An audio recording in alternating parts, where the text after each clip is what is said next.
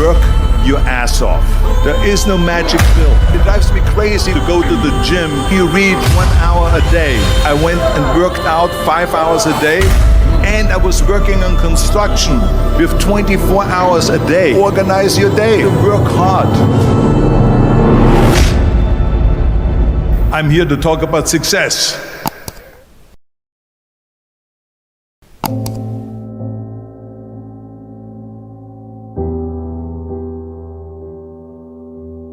I went to college.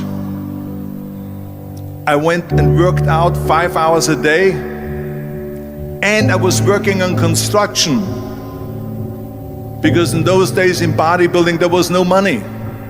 I didn't have the money for food supplements or anything, so I had to go to work. So I worked on construction. I went to college. I worked out in the gym, and at night from 8 o'clock at night to 12 midnight I went to acting class 4 times a week. So I did all of that. There was not one single minute that I wasted. And this is why I'm standing here today. With the age of 20, I went to London and I won the Mr. Universe contest as the youngest Mr. Universe ever. And it was because I had a goal. You see, if you don't have a vision of where you go, and if you don't have a goal where you go, you drift around and you never end up anywhere. 74% hate their job in America. The majority of people don't like what they're doing because they're really not doing it because they didn't have a goal and they followed this goal. They just aimlessly drift around, and then all of a sudden there's a job opening, so they get their job because you have to work. But then when you work, it's a chore. It's work. It's not fun. So if you think about, only a quarter of the people really enjoy what they're doing in life. So people always ask me, when they saw me in the gym in the pumping iron days, they say, why is it that you're working out so hard? 5 hours a day, 6 hours a day, and you have always a smile on your face. The others are working out just as hard as you do, and they look sour in the face. Why is that? And I told people all the time, I said, because to me, I'm shooting for a goal. In front of me is the Mr. Universe title. So every rep that I do gets me closer to accomplishing that goal, to make this goal, this vision turn into reality. Every single set that I do, every repetition, every weight that I lift will get me a step closer to turn this goal into reality. So I couldn't wait to do another 500-pound squat. I couldn't wait to do another 500-pound bench press. I couldn't wait to do another 2,000 reps of sit-ups. I couldn't wait for the next exercise. So let me tell you something, visualizing your goal and going after it makes it fun. You got to have a purpose no matter what you do in life. You got to have a purpose. And Muhammad Ali worked his butt off. And I saw it firsthand. And I remember that there was a sports writer that was there in the gym when he was working out and he was doing sit-ups. And they asked him, how many sit-ups do you do? And he said, I don't start counting until it hurts. Now think about that. He doesn't start counting his sit-ups until he feels pain. That's when he starts counting. That is working hard. And so you can't get around the hard work. It doesn't matter who it is. Work your ass off. There is no magic pill. There is no magic out there. You cannot get around. You have to work and work and work. Make sure of this and make sure of that and all that stuff. So it's work. And it drives me crazy when people say that they don't have enough time to go to the gym for 45 minutes a day and work out. Or to do something for 45 minutes to an hour a day to improve. If it is physically improve or if it is mentally to improve. Imagine you read 1 hour a day about history. How much you will learn after 365 hours in 1 year.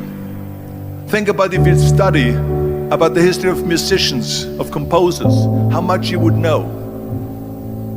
Imagine if you would work on a business, on some business that you want to develop every day for an hour. Imagine how further along you will go and get. So it drives me nuts because when people say we don't have the time, we have 24 hours a day. We sleep 6 hours a day, so that gives you still 18 hours. So there's someone shaking their head out here in front. They say probably, I don't sleep 6 hours, I sleep 8 hours, right? Or just sleep faster. So we have 18 hours a day. The average person works around 8 to 10 hours. So let's assume it's 10 hours, so we have 8 hours left. Then you travel around an hour a day, maybe 2 hours a day. So now you have still 6 hours left. So what do you do with these 6 hours? What do you do with these 6 hours? Then we eat a little bit, then we schmooze a little bit, talk a little bit to people and all that stuff. But you can see how much time there is available if you organize your day. So you got to work hard. I hate plan B. And I tell you why. Because we have so many doubters, as I've said earlier, the no-sayers. We have so many of those people that say no and you can't do it, that's impossible.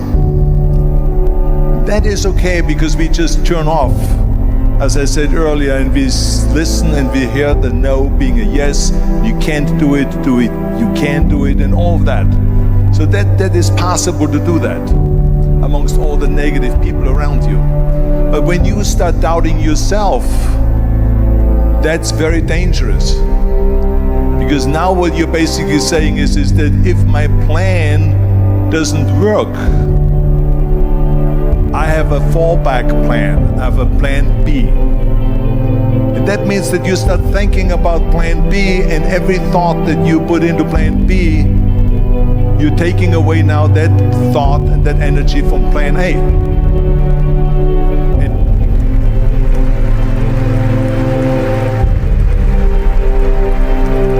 And it's very important to understand that we function better if there is no safety net, because plan B becomes a safety net. It says that if I fail, then I fall and I get picked up and I have something else there that will protect me.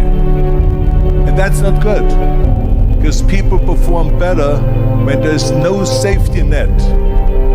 People perform better in sports and everything else if you don't have a plan B.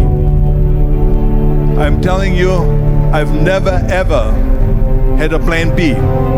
I said I made a full commitment that I'm gonna go and be a bodybuilding champion. I made a full commitment that I'm gonna be in America. I made a full commitment that I'm gonna get in the show business and I'm going to be a leading man. No matter what it takes, I will do the work. I will do the work over and over and over until I get it. And the same was in politics and everything like that. So to me, it is very dangerous to have a plan B, because you're cutting yourself off from the chance of really succeeding. And the reason, one of the main reasons why people want to have a plan B is because they are worried about failing. What is if I fail, then I don't have anything else?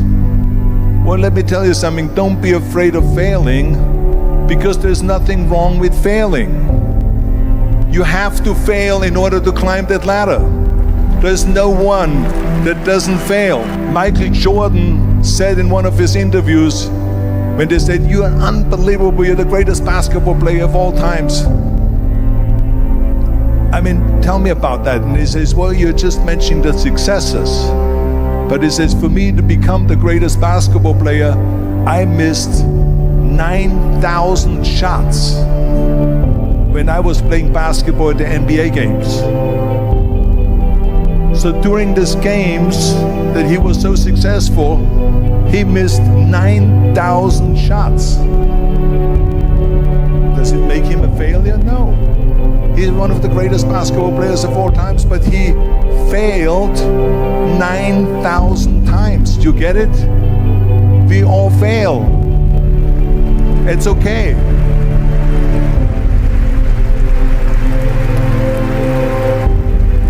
What is not okay is that when you fail, you stay down.